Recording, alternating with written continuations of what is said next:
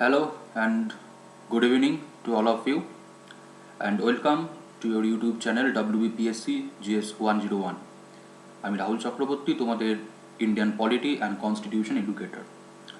তো আজকে আমি তোমাদের সাথে এই ভিডিওতে যে ক্লাসটা নিয়ে আলোচনা করব, যে ক্লাসটা আমরা আলোচনা শুরু করেছি লাস্ট ডেতে, প্রিয়াম্বল। তো প্রথম ভিডিও প্রিয়াম্বল, যেখানে আমরা আলোচনা করেছিলাম প্রিয়াম্বলের ইন্ট্রোডাকশন, প্রিয়াম্বল কি, প্রিয়াম্বলের টেক্সট, প্রিয়াম্বল থেকে আমরা কি জানতে পারছি আমাদের সংবিধানের, এই সমস্ত বিষয় নিয়ে আলোচনা করেছিলাম। আজকে আমি তোমাদের সাথে আলোচনা করব এই যে প্রিয়াম্বলে যে বলা হয়েছে India sovereign, socialist, secular, Democratic Republic, বলা হয়েছে জাস্টিস, লিবার্টি, ইকুয়ালিটি, ফ্র্যাটার্নিটি, এই সমস্ত শব্দের অর্থ বা বলতে পারো এই সমস্ত যে কনসেপ্ট, ঠিক আছে, ধারণা, সেগুলোর ভারতবর্ষের ক্ষেত্রে কিভাবে প্রযোজ্য, তার অর্থ কি ভারতবর্ষের রাজনৈতিক ব্যবস্থাতে, তো সেইগুলো নিয়ে আলোচনা করব। তো আজকে আমরা আলোচনা করব, আজ থেকে মানে এই ভিডিও থেকে আমরা আলোচনা শুরু করব প্রিয়াম্বলে যে সমস্ত শব্দের উল্লেখ আমরা পেয়ে থাকি, সভারেন, সোশ্যালিস্ট, সেকুলার, ডেমোক্রেটিক, এই সমস্ত শব্দের, এই সমস্ত ধারণার অর্থ ভারতবর্ষের রাজনৈতিক ব্যবস্থার ক্ষেত্রে কিভাবে প্রযোজ্য সেই বিষয়ের ওপর। তো প্রত্যেকেই ওয়েলকাম এবং গুড ইভিনিং, এবং প্রত্যেকের কাছে request, YouTube channel WBPSC GS 101, এই চ্যানেল তোমরা সাবস্ক্রাইব করো, লাইক করো এবং শেয়ার করো বন্ধুদের সাথে। এই চ্যানেলে আমি রাহুল চক্রবর্তী তোমাদের সাথে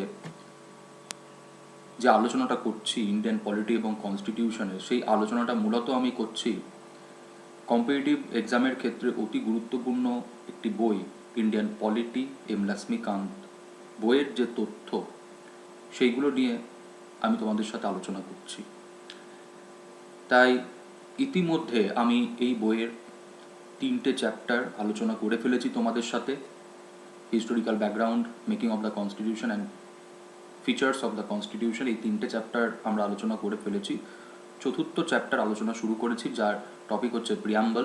আমরা আজকে চতুর্থ চ্যাপ্টারের দ্বিতীয় ভিডিও তোমাদের জন্য আমি নিয়ে আসছি। তো এখানে আমি আলোচনা করব ভারতের সংবিধানের প্রিয়াম্বলে যে সমস্ত শব্দের ব্যবহার হয়েছে সেই সমস্ত শব্দের অর্থ আমাদের ভারতবর্ষের রাজনৈতিক ব্যবস্থার ক্ষেত্রে। এর পাশাপাশি তোমরা আনএকাডেমি লার্নিং অ্যাপ ডাউনলোড করো, এবং আনএকাডেমি লার্নিং অ্যাপ ডাউনলোড করে লার্নিং অ্যাপে আমরা যে সমস্ত ক্লাস নিয়ে থাকি, স্পেশাল ক্লাস, সাবস্ক্রাইব ক্লাস, সেই সমস্ত ক্লাসও তোমরা অ্যাক্সেস করতে পারবে। WBPSCর প্রত্যেকটা এক্সামের পরিপ্রেক্ষিতে আনএকাডেমির ইন্ডিভিজুয়াল আলাদা আলাদা কোর্স রয়েছে, ব্যাচ কোর্স যেগুলোকে আমরা বলি। প্রত্যেকটা পরীক্ষার পরিপ্রেক্ষিতে WBPSC, ক্লার্কশিপ বলো, WBCS বলো, মিসলেনিয়াস বলো, এভরিথিং, প্রত্যেকটা পরীক্ষার পরিপ্রেক্ষিতে পিএসসি এবং ওয়েস্ট বেঙ্গল গভর্নমেন্টের যে পরীক্ষাগুলো নেওয়া হয়ে থাকে সেই প্রত্যেকটা পরীক্ষার ওপর আনএকাডেমিতে ব্যাচ কোর্স রয়েছে। যে সমস্ত কোর্স জয়েন করার মাধ্যমে তোমরা তোমাদের যে প্রিপারেশন, যে এক্সামটাকে তোমরা টার্গেট করছো, সেই এক্সামের যে প্রিপারেশন, সেই প্রিপারেশনটাকে তোমরা কমপ্লিট করতে পারবে। এবং এখানে তোমাকে কমপ্লিট গাইডেন্স দেওয়া হবে। কমপ্লিট গাইডেন্স মিনস যে শুধুমাত্র পড়ানো নয়, পাশাপাশি তুমি যদি কোনো পরীক্ষায় পাশ করো তাহলে সেই ক্ষেত্রে তোমাকে পার্সোনালিটি যে টেস্ট হয়, সেই পার্সোনালিটি টেস্টের ক্ষেত্রেও আনএকাডেমি তোমাকে কী করবে, তোমাকে সেই অ্যাসিস্ট্যান্ট প্রোভাইড করবে। তো যখন তুমি কোনো একটা কোর্সে জয়েন করছো তখন তোমাকে এখানে কমপ্লিট কী করা হবে, সেই সাপোর্টটা দেওয়া হবে। এবং সাবস্ক্রিপশনের ক্ষেত্রে একটা মিনিমাম একটা ভ্যালু রয়েছে। তো সাবস্ক্রিপশনের যে মিনিমাম যে ভ্যালু, তুমি যে সাবস্ক্রিপশনটা তুমি নেবে সেই সাবস্ক্রিপশনের মধ্যেই তুমি কিন্তু সমস্ত সুযোগ সুবিধা তুমি পেয়ে যাবে। মানে এরকম নয় যে তোমাকে আলাদা আলাদা করে সমস্ত বিষয়ের জন্য সাবস্ক্রিপশন নিতে হবে, এরকম নয় যে তোমাকে পলিটি ক্লাসের জন্য আলাদা সাবস্ক্রিপশন নিতে হবে, জিওগ্রাফি ক্লাসের জন্য আলাদা সাবস্ক্রিপশন নিতে হবে, অপশনালের জন্য আলাদা সাবস্ক্রিপশনস নিতে হবে, পার্সোনালিটি টেস্টের জন্য আলাদা সাবস্ক্রিপশন নিতে হবে, এরকম নয়। একটাই সাবস্ক্রিপশন, যে সাবস্ক্রিপশনের মধ্যে তুমি আনএকাডেমি আনলিমিটেড অ্যাক্সেস করতে পারবে। তো আনএকাডেমি লার্নিং অ্যাপ ডাউনলোড করার জন্য ভিডিও ডেসক্রিপশন বক্সে লিঙ্ক দেওয়া রয়েছে, যে লিঙ্ক থেকে গিয়ে তোমরা easily Unacademy learning app download করতে পারবে। তো আজকের আমাদের আলোচনার যে বিষয়বস্তু সেটা হচ্ছে preamble of the constitution, second video preamble চ্যাপ্টারের উপর, যেখানে আমরা আলোচনা শুরু করব এই ভিডিও থেকে কি ওয়ার্ডস ইন দ্য প্রিয়াম্বল। প্রিয়াম্বলে যে সমস্ত শব্দের ব্যবহার হয়েছে সেই সমস্ত শব্দের অর্থ এবং তার গুরুত্ব ভারতবর্ষের রাজনৈতিক ব্যবস্থার ক্ষেত্রে। তো প্রথম যে বিষয়টা নিয়ে আলোচনা করব আমি তোমাদের সাথে, সেটা হচ্ছে সভারেন। প্রিয়াম্বলে আমরা দেখতে পাচ্ছি যে ইন্ডিয়াকে বলা হচ্ছে কি সভারেন। বাংলায় যদি আমি বলি সভারেন মিন সার্বভৌমিকতা। তো সার্বভৌম বা সার্বভৌমিকতা আসলে কি? তো সার্বভৌমিকতা, সভারেন মিনস যদি বলা হয়, মানে অ্যাকচুয়ালি সভারেন হচ্ছে একটা ল্যাটিন শব্দের উৎপত্তি। একটা ল্যাটিন শব্দ থেকে সভারেন এই শব্দটা আমরা, ইংরেজি এই শব্দটা আমরা পেয়েছি। ল্যাটিন শব্দ সুপার এনাস থেকে আমরা এই সভারেন ইংরেজি শব্দ পেয়েছি। আর সুপার এনাস মানে কি? সুপার এনাস মানে সুপ্রিম, অ্যাবসোলিউট বা এক্সট্রিম। তাহলে সভারেন মানে সোজা কথায় যেখানে বোঝানো হচ্ছে যে সুপ্রিম, অ্যাবসোলিউট বা আলটিমেট পাওয়ার, সর্বোচ্চ ক্ষমতা অধিকারী। তো এখানে ভারতকে বলা হচ্ছে কি sovereign, India is a sovereign. তো দেখো লক্ষ্মীকান্ত বইয়ের যে তথ্য আমরা পাচ্ছি সেই তথ্যটা কি বলছে? দ্য ওয়ার্ড সভারেন,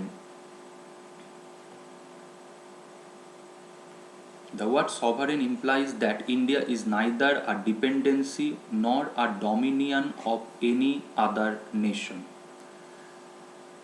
কি বলা হচ্ছে? Sovereign implies that India is neither a dependency nor a dominion of any other state. মানে ভারত কোনো রাষ্ট্রের অধীনে নয়। তাহলে ভারত রাষ্ট্র একটা স্বাধীন রাষ্ট্র, যে কোনো বিদেশি রাষ্ট্রের অধীনে নয়, কোনো বিদেশি রাষ্ট্রের ওপর নির্ভরশীল নয়। তাহলে সোজা কথায় যখন আমরা বলছি যে কোনো একটা দেশ সভারেন, তার মানে সেই দেশটা হচ্ছে একটা স্বাধীন রাষ্ট্র, এবং যে রাষ্ট্রের ওপর অন্য কোনো রাষ্ট্রের কোনো নিয়ন্ত্রণ নেই। But an independent state, there is no authority above it, and it is free to conduct its own affairs, both internal and external. তাহলে সভারেন মানে কি? সভারেন মানে হচ্ছে একটা স্বাধীন রাষ্ট্র, যে রাষ্ট্রের ওপর অন্য কোনো রাষ্ট্রের নিয়ন্ত্রণ নেই, যে রাষ্ট্র অন্য কোনো রাষ্ট্রের ওপর নির্ভরশীল নয়, এবং কি বলা আছে? There is no authority above it. মানে সোজা কথায় যদি আমরা বলি যে no one is above the state, মানে আমরা এই যে ভারত রাষ্ট্রের যে আমরা জনগণ, বা ভারত রাষ্ট্রের মধ্যে যে সমস্ত এন্টিটি অবস্থান করছে, একটা ব্যক্তি, একটা প্রতিষ্ঠান, হোয়াট এভার, কেউই আমরা এই ভারত রাষ্ট্রের ঊর্ধ্বে নই। এবং কি বলা হচ্ছে? ভারত রাষ্ট্র স্বাধীনভাবে তার সমস্ত কার্যকলাপ কি করবে? পরিচালনা করবে। এবং সেটা কি বলছে? Internal as well as external. তাহলে ইন্টারনাল যদি আমরা বলি, যেটা আমি তোমাদের সাথে আলোচনা করছিলাম, যে ইন্টারনাল সভারেনটা কি? ইন্টারনাল সভারেন মানে হচ্ছে এটাই যে no one is above the state, আমরা কেউ রাষ্ট্রের ঊর্ধ্বে নই। আমি, তুমি, ভারতবর্ষের কোনো প্রতিষ্ঠান ভারত রাষ্ট্রের ঊর্ধ্বে নয়। তার জন্যই আমাদের প্রত্যেককে রাষ্ট্রীয় যে নিয়ম কানুন, রাষ্ট্রের যে নিয়ম কানুন, সেগুলো আমাদের কি করতে হয়, মেনে চলতে হয়। এবং আমরা যদি কেউ রাষ্ট্রের নিয়ম কানুন যদি না মেনে চলি, তার জন্য কি আছে, তার জন্য শাস্তির ব্যবস্থা আছে। তাহলে ভারত রাষ্ট্রের জনগণ হিসাবে ভারত রাষ্ট্রের মধ্যে যে সমস্ত ব্যক্তি প্রতিষ্ঠান অবস্থান করছে, আমাদের প্রত্যেকটা প্রতিষ্ঠানকে রাষ্ট্রীয় নিয়মকানুন মেনে চলতে হবে। আর এক্সটার্নাল সভারেন যদি আমি বলি, একটা ছোট্ট এক্সাম্পল যদি আমি বলি, যে এক্সটার্নাল সভারেন,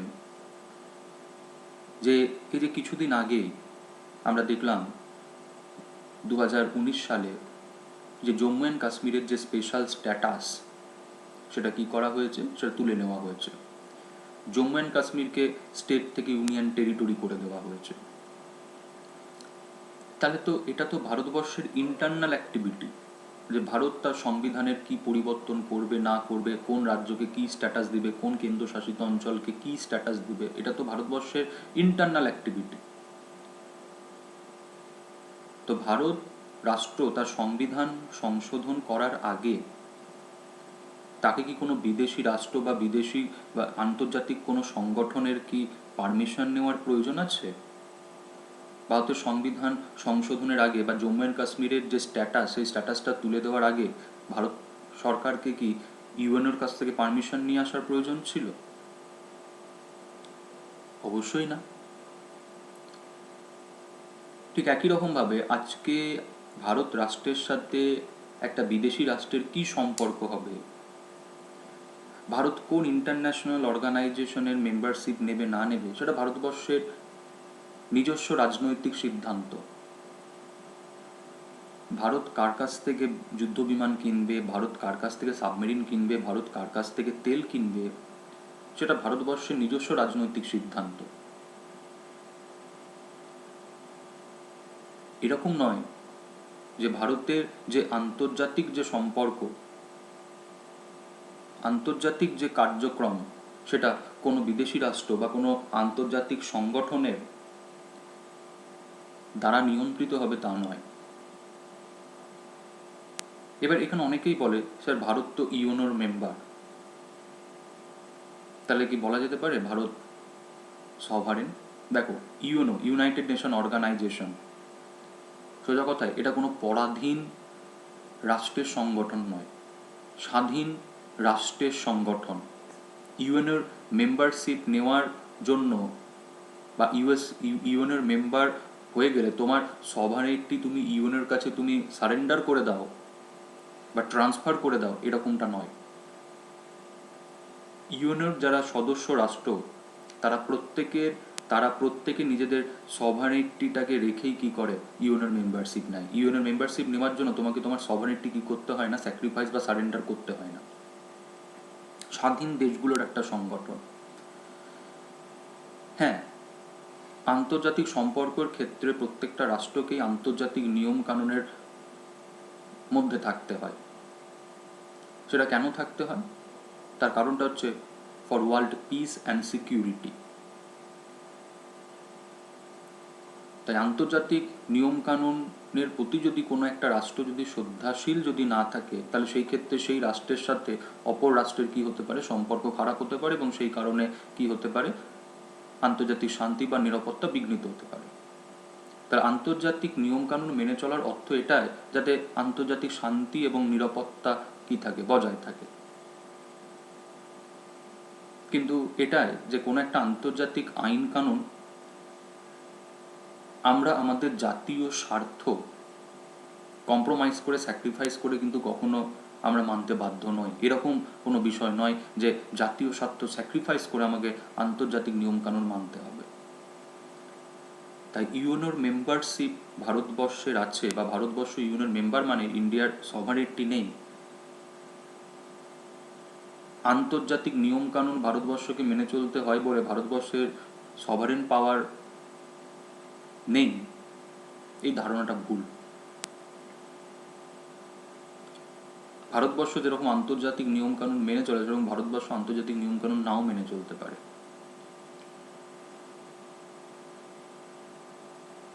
তাহলে এই যে না মেনে চলতে পারে, এই যে না বলার ক্ষমতাটা ভারতবর্ষের আছে, তার কারণ ইন্ডিয়া ইজ আ সভারেন। ঠিক আছে? তাহলে সভারেন মানে সোজা কথায় যদি আমরা বলি, সুপ্রিম, অ্যাবসোলিউট অ্যান্ড এক্সট্রিম পাওয়ার, যেখানে একটা রাষ্ট্র স্বাধীনভাবে তার অভ্যন্তরীণ এবং বাহ্যিক যে কাজকর্মগুলো সেগুলো কি করবে, সম্পাদন করবে। একটা স্বাধীন রাষ্ট্র, যে রাষ্ট্র কোনো রাষ্ট্রের কাছে মানে দায়বদ্ধ নয়, কোনো রাষ্ট্রের কাছে নির্ভরশীল নয়, কোনো রাষ্ট্রের অধীনে নয়, সে স্বাধীনভাবে তার অন্তর্নিহিত এবং বাহ্যিক যে কাজকর্মগুলো সেগুলো পরিচালনা করবে, সম্পাদন করবে। এবং ভারতবর্ষ সভারেন স্টেট হিসাবে ভারতবর্ষ এই ক্ষমতা রাখে যে ভারতবর্ষ কি করতে পারে, কোনো ফরেন টেরিটরি অ্যাকোয়ার করতে পারে, এবং একই রকমভাবে ভারতবর্ষ তার ভূখণ্ডের কোনো অংশ কোনো ফরেন স্টেটকে কি বলো, দিতেও পারে।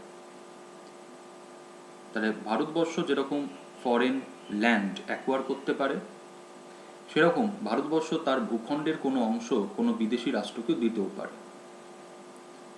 আর ভারতবর্ষ যদি তার কোনো ভূখণ্ড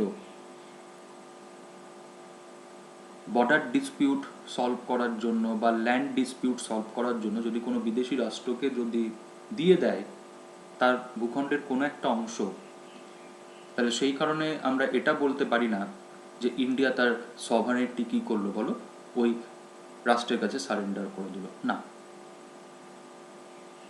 তাহলে এই যে ভারতবর্ষ তার ভূখণ্ডের একটা অংশ কি করছে, বিদেশি রাষ্ট্রকে দিয়ে দিচ্ছে, তার কারণটা কি? তার কারণটা হচ্ছে ওই ল্যান্ড বা বর্ডার ডিসপিউট কি করার জন্য, সলভ করার জন্য। তাহলে এটাকে আমরা কখনোই বলবো না যে ইন্ডিয়া তার সভারেনিটি কি করলো বলো, সারেন্ডার করে দিল ওই দেশের কাছে। তাহলে সার্বভৌম দেশ হিসাবে ভারত কি করতে পারে, কোনো ফরেন টেরিটরি অ্যাকোয়ারও করতে পারে, এবং একই রকমভাবে নিজের ভূখণ্ডের কোনো অংশ কোনো বিদেশি রাষ্ট্রকে দিতেও পারে। ঠিক আছে? তাহলে সভারেন আশা করি বুঝতে পারলে। ঠিক আছে, নেক্সট এবার আমরা যে কনসেপ্টটা নিয়ে আলোচনা করব, দ্যাট ইজ সোশিয়ালিস্ট, সমাজতান্ত্রিক। তো কি বলছে দেখো, even before the term was added by 42nd Amendment Act in 1976, the Constitution had a socialist content in the form of certain directive principle of state policy. তো আমরা প্রত্যেকে জানি যে এই যে সোশিয়ালিস্ট এই শব্দ আমাদের সংবিধানে ইনক্লুডেড হয় 1976 বাই 42nd Amendment Act। তাহলে আমরা কি এটা বলবো যে 1976 আগে আমাদের সংবিধানে কোনো সোশিয়ালিস্টিক কোনো কন্টেন্ট, কোনো আইডিয়াল কিছু ছিল না? ভুল হবে যদি আমরা বলি যে সোশিয়ালিস্টিক কনসেপ্ট বা কন্টেন্ট 1976 ভারতের সংবিধানে ইনক্লুডেড হয়েছে, তার আগে ভারতের সংবিধানে সমাজতান্ত্রিক ধারণার কোনো উল্লেখ ছিল না, ভুল হবে। Directive principal of state policy, article 39, যেখানে কি বলা হচ্ছে, যেখানে বলা হচ্ছে livelihood to all citizen, equal pay for equal work, prohibition of concentration of wealth.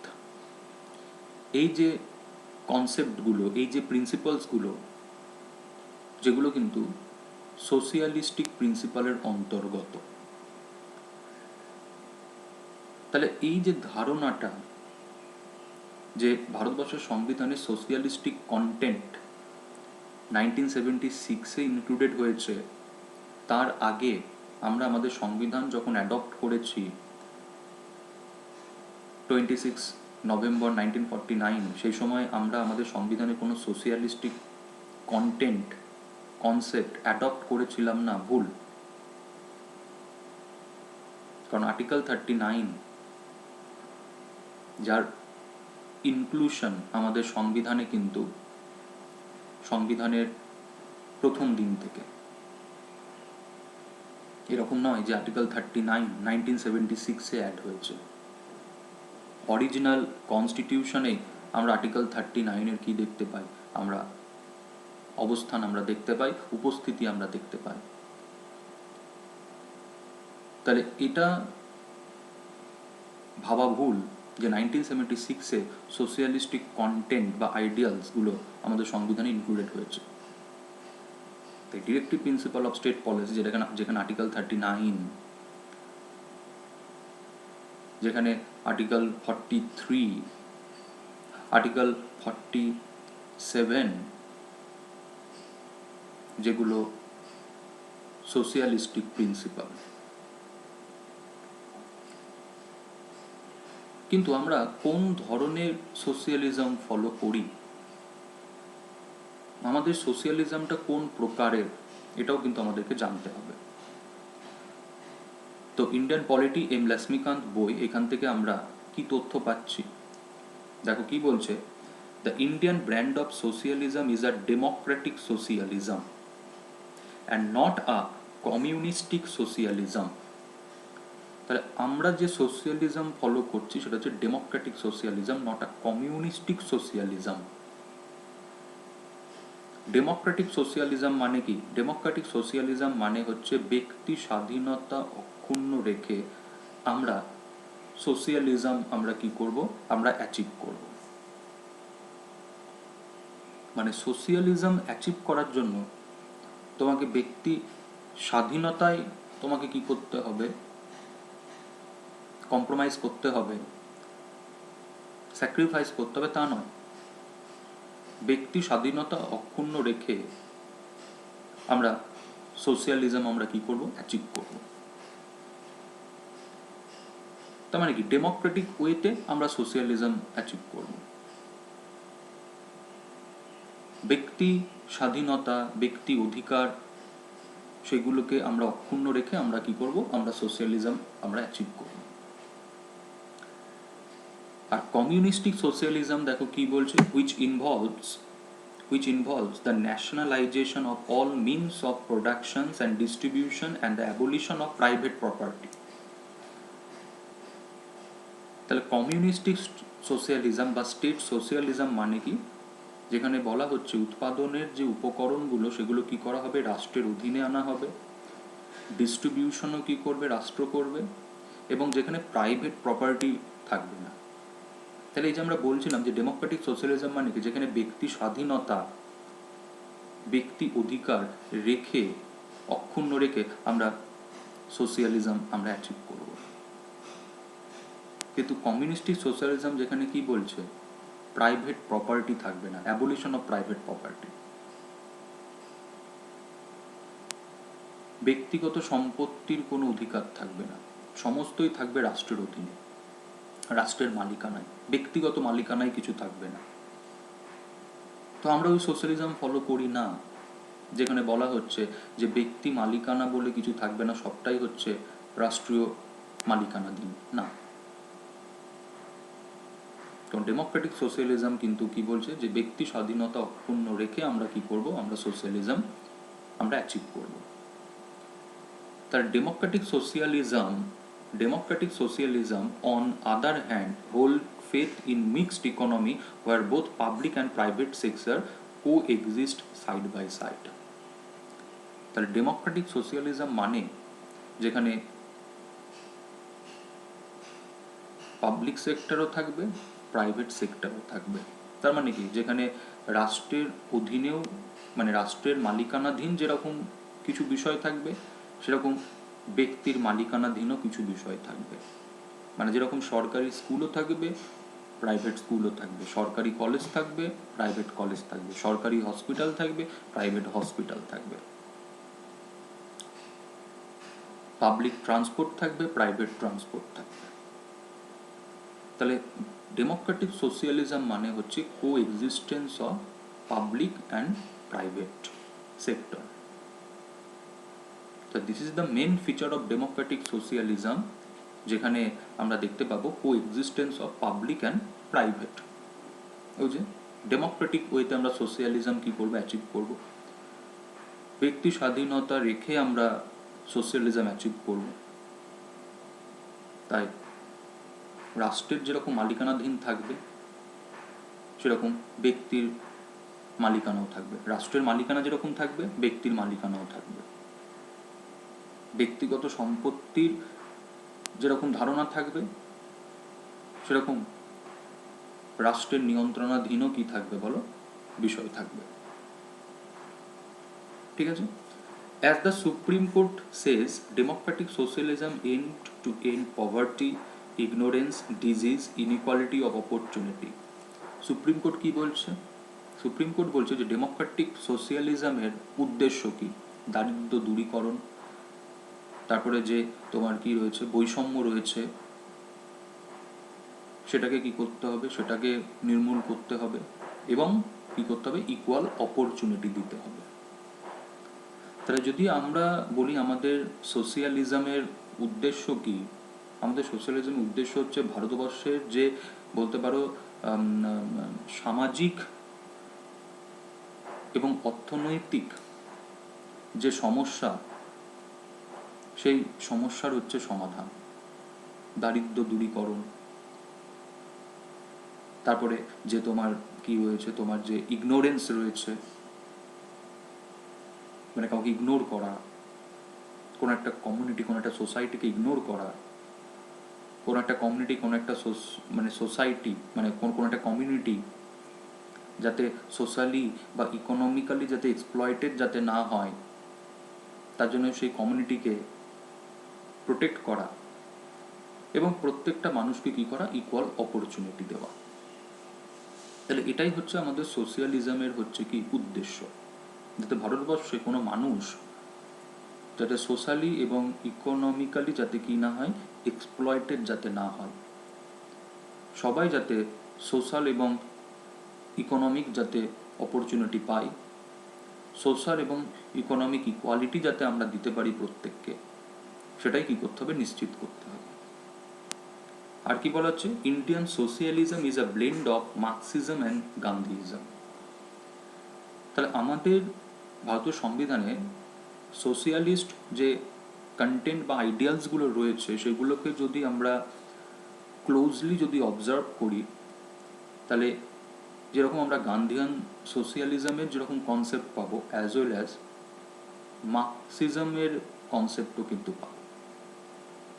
তাহলে ইন্ডিয়ান সোশিয়ালিজম কি বলছে, ব্লেন্ড অফ মার্কসিজম অ্যান্ড গান্ধীইজম, মানে মার্কসের সোশিয়ালিস্ট যে কনসেপ্ট সেটাও আমাদের সংবিধানে আছে, আবার গান্ধীর সোশিয়ালিজমের কনসেপ্টও কিন্তু আমাদের সংবিধানে কি করেছি, আমরা ইনকর্পোরেট করেছি। কিন্তু হ্যাঁ, গান্ধী সোশিয়ালিজমের প্রতি আমাদের ঝোঁকটা বেশি। ঠিক আছে? তাহলে সোশিয়ালিস্ট বুঝতে পারলে, তাহলে আমরা যে সোশিয়ালিজমটা ফলো করছি দ্যাট ইজ ডেমোক্রেটিক সোশিয়ালিজম। আর ডেমোক্রেটিক সোশিয়ালিজম মানে কি, সোজা কথায় faith on mixed economy, coexistence of public and private.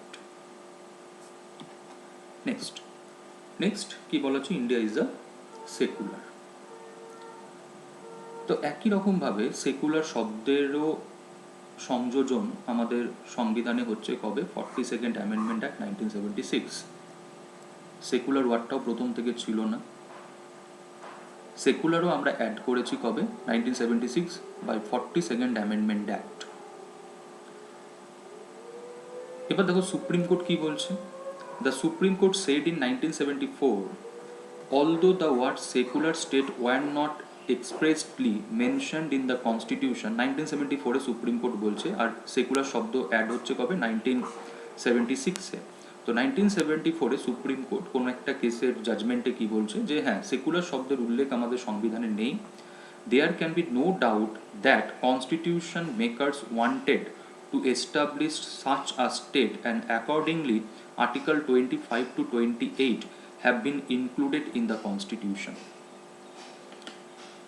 তা সুপ্রিম কোর্ট কি বলছে দেখো, 1974-এ যখন সেকুলার শব্দ আমাদের প্রিয়াম্বলে অ্যাড হয়নি, তো সুপ্রিম কোর্ট বলছে যে সেকুলার স্টেট বা সেকুলার এই শব্দের উল্লেখ আমাদের সংবিধানে নেই, কিন্তু তার মানে এটা নয় যে ইন্ডিয়া সেকুলার নয়, বা আমাদের সংবিধান যারা রচয়িতা তারা ইন্ডিয়াকে সেকুলার রাষ্ট্র হিসেবে প্রতিষ্ঠা করতে চায়নি, এই ধারণাটা ভুল হবে। কারণ আমাদের সংবিধানে আমরা দেখতে পাচ্ছি মৌলিক অধিকারে আর্টিকেল 25 to 28, যেখানে ভারতবর্ষের প্রত্যেকটা মানুষকে কি করা হয়েছে, ধর্মীয় স্বাধীনতার অধিকার দেওয়া হয়েছে, এবং যে অধিকারে ভারত রাষ্ট্র কি করতে পারবে না, কোনো রকম ভাবে হস্তক্ষেপ করতে পারবে না। আজকে ভারতবর্ষের প্রত্যেকটা নাগরিক তার পছন্দ মতো যে কোনো ধর্ম সে কি করবে, গ্রহণ করবে, এবং সেই ধর্মের যাবতীয় কার্যকলাপ আচার আচরণ সে কি করবে, সে সম্পাদন করবে। এবং একটা ব্যক্তির ধর্মীয় যে কার্যকলাপ, ধর্মীয় যে চিন্তাভাবনা, সেখানে কিন্তু রাষ্ট্র কি করতে পারবে না, হস্তক্ষেপ করতে পারবে না। That is enough to say that India is a secular. তাহলে যেরকম একটু আগে আমি বলছিলাম যে সোশিয়ালিস্ট শব্দের সংযোজন আমাদের সংবিধানে কবে হচ্ছে, 1976। তার মানে এটা নয় যে 1976-এর আগে ভারতের সংবিধানে সোশিয়ালিস্ট কন্টেন্ট ছিল না।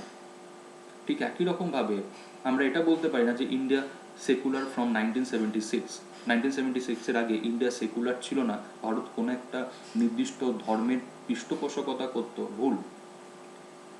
From beginning India is a secular. তার কারণটা এটাই যে আমাদের সংবিধান থেকে আমাদের কি করা হচ্ছে, ধর্মীয় স্বাধীনতার অধিকার দেওয়া হচ্ছে, এবং যে অধিকারে ভারত রাষ্ট্র কি করতে পারে না, কোনো রকম হস্তক্ষেপ করতে পারে না, সুপ্রিম কোর্ট বলছে 1974-এ।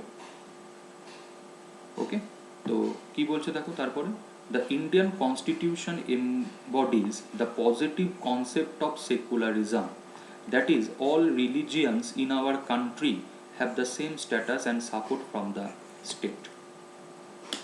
তাহলে আমরা পজিটিভ কনসেপ্ট অফ সোশ্যালিজম কি করছি, ফলো করছি, যেখানে কি বলছে যে ভারতবর্ষের প্রত্যেকটা ধর্ম ভারত রাষ্ট্র থেকে কি পাবে, সমান মর্যাদা এবং সমর্থন। সে ধর্মে মানে সেই ধর্ম সংখ্যাগরিষ্ঠ হোক বা সংখ্যালঘু হোক, হোয়াটএভার, ভারত রাষ্ট্রের কাছে প্রত্যেকটা ধর্মই হচ্ছে সমান। সেই কোনো ধর্মের সংখ্যালঘু না সংখ্যাগরিষ্ঠ ডাজ নট ম্যাটার, প্রত্যেকটা ধর্মই ভারত রাষ্ট্রের কাছে সমান। তাই সেই ক্ষেত্রে আমরা বলবো যে all religions in our country have same status and support from the state. রাষ্ট্র পার্টিকুলার কোনো ধর্মকে কি করবে না, প্রমোট করবে না, কারণ ভারত রাষ্ট্রের কি নেই, নিজস্ব কোনো ধর্ম নেই। ভারত রাষ্ট্র ধর্মের দিক থেকে নিউট্রাল। তো সেই অর্থে রাষ্ট্রের কাছে প্রত্যেকটা ধর্মই হচ্ছে সমান, সে ধর্ম সংখ্যালঘু বা সংখ্যাগরিষ্ঠ হোক, ডাজ নট ম্যাটার। তো that is the positive concept of socialism, যেখানে এটাই বলা হচ্ছে যে ভারত রাষ্ট্রের কাছে প্রত্যেকটা ধর্ম সমান, এবং ভারত রাষ্ট্র প্রত্যেকটা ধর্মকে সমান মর্যাদা এবং কি করবে, সমর্থন করবে, সাপোর্ট করবে।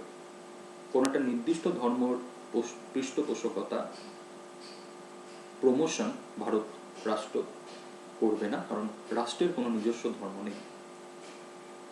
State is neutral in matter of religion.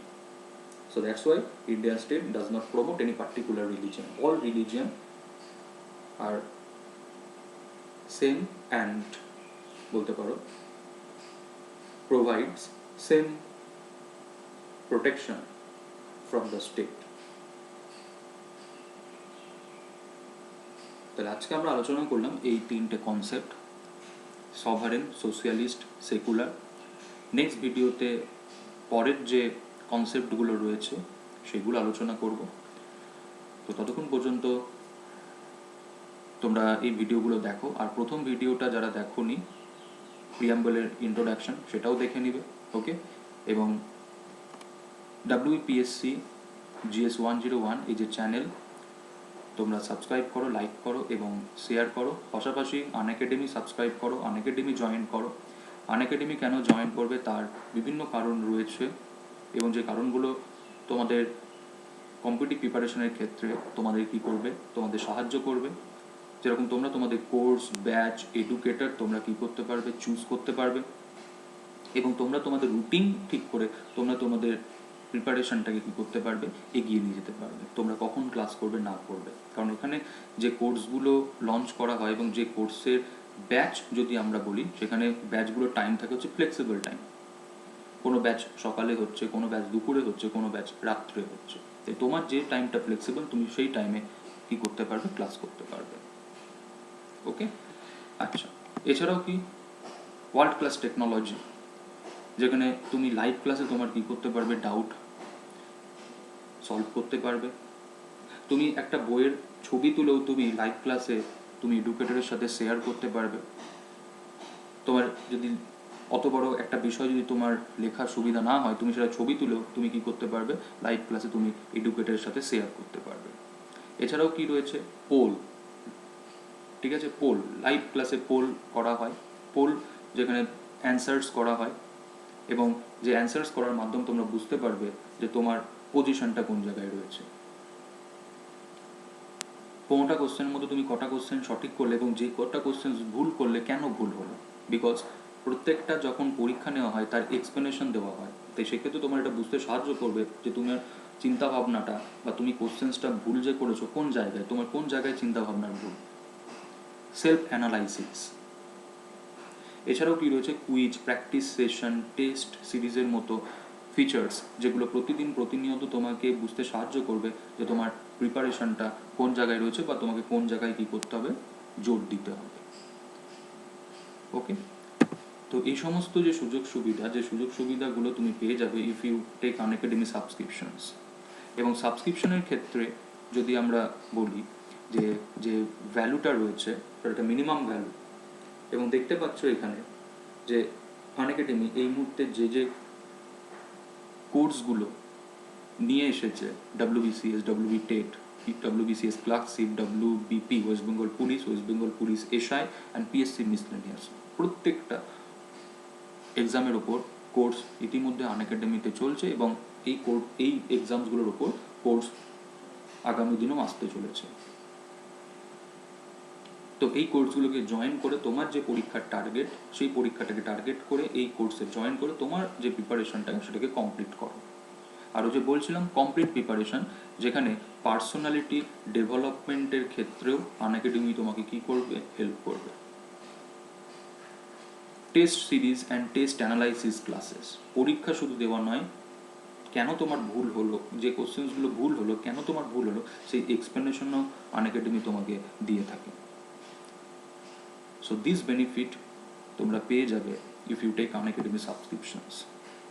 And this is the subscription plan: 1 month, 3 months, 6 months, 1 year and 2 year. But competitive preparation এর ক্ষেত্রে আনএকাডেমি রেকমেন্ড করে either you take 1 year or 2 year subscriptions. But এই সাবস্ক্রিপশনের ক্ষেত্রে 10% discount কি আছে, available আছে, যে ক্ষেত্রে তোমাকে রেফারেল কোড কী করতে হবে, ইউজ করতে হবে, and this is the referral code. But এই যে ভিডিও ডেসক্রিপশন বক্সে সাবস্ক্রিপশনের লিঙ্ক দেওয়া রয়েছে, যে লিঙ্ক থেকে তোমরা ইজিলি কী করতে পারবে, সাবস্ক্রিপশন নিতে পারবে। তো ভিডিও ডেসক্রিপশন বক্সেই সাবস্ক্রিপশনের লিঙ্ক দেওয়া রয়েছে, যে লিঙ্ক থেকে গিয়ে তোমরা ইজিলি কী করতে পারবে, সাবস্ক্রিপশনস তোমরা নিতে পারবে। অ্যান্ড অলসো তুমি কী পেয়ে যাবে, 10% ডিসকাউন্ট। ওকে, তো জয়েন আনএকাডেমি, সাবস্ক্রাইব আনএকাডেমি, এবং তোমার যে লক্ষ্য, তোমার যে উদ্দেশ্য, যে এক্সামের জন্য তুমি নিজেকে তৈরি করতে চাইছো, তো সেই কোর্সে জয়েন করে তুমি তোমার প্রিপারেশনটাকে কমপ্লিট করো। এবং তার পাশাপাশি এটাও বলে রাখি যে আনএকাডেমির যে সাবস্ক্রিপশন, সেই সাবস্ক্রিপশনস তোমরা ইএমআইতেও দিতে পারবে, ডেবিট কার্ড এবং ক্রেডিট কার্ডে। ডেবিট কার্ডের ক্ষেত্রে অনলি HDFC ব্যাঙ্ক এই মুহূর্তে এলিজেবল, কিন্তু ক্রেডিট কার্ড তুমি যে কোনো ব্যাংকের ক্রেডিট কার্ডেই এই সাবস্ক্রিপশনস তুমি দিতে পারবে। ওকে, এবং WBPSC GS101 ইউটিউব চ্যানেল। এই চ্যানেল তোমরা সাবস্ক্রাইব করো, লাইক করো এবং শেয়ার করো। তো সবাই ভালো থাকো, সুস্থ থাকো, গুড নাইট। নেক্সট ভিডিওতে তোমাদের সাথে আবার দেখা হচ্ছে, যেখানে পরবর্তী যে কনসেপ্টগুলো আমরা প্রিয়াম্বল থেকে পেয়ে থাকি সেইগুলো নিয়ে আমরা আলোচনা করব। তো সবাই ভালো থেকো, সুস্থ থেকো। নেক্সট ভিডিওতে তোমাদের সাথে দেখা হবে।